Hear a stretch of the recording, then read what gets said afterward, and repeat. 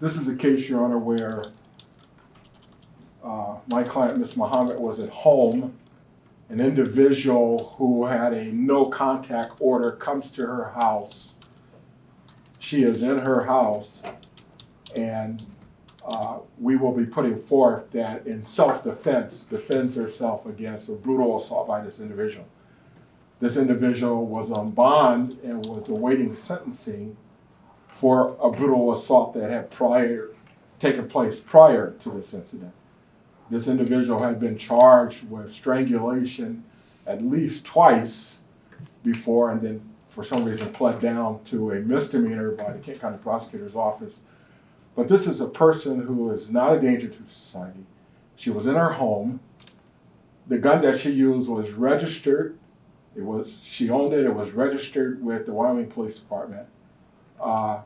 So we believe that pursuant to Article 1, Section 15, that she should be entitled to bail.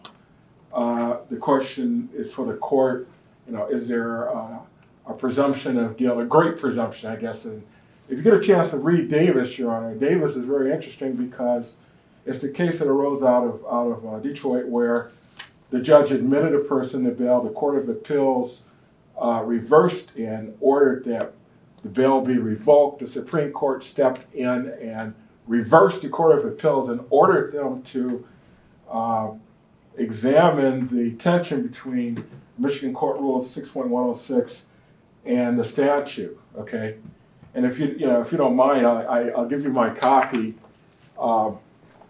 Ignore the underlines. But this is clearly a case where there is no presumption. There's no great presumption of guilt here, Your Honor. This is a case of we're actually asking ourselves the question, why are there charges? This is clearly a case of self-defense. But, Mr. Becker has a right to make that decision, which he has done.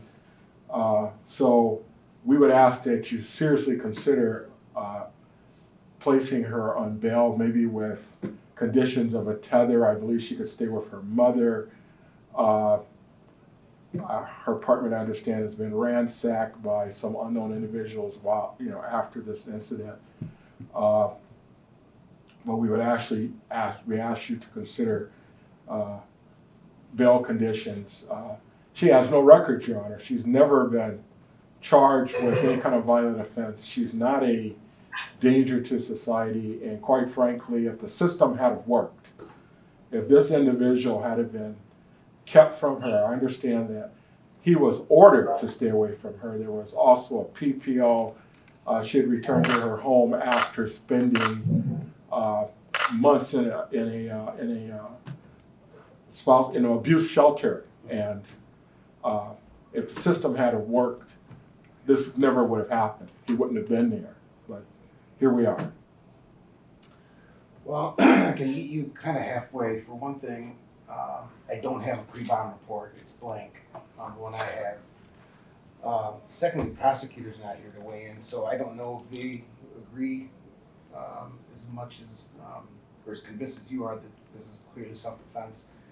What I will do, though, is I'll read what you've submitted after we're done here today. If that sways me, then we can always modify it and let you know.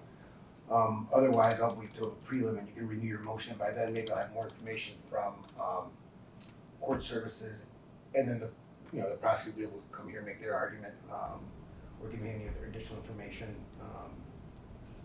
Then we can address it then. Fair enough. Thank you, sir. All right, you bet. Thanks, Mr. Greene. Okay, Ms. Muhammad, good luck. We'll see you on the 30th. Thank you.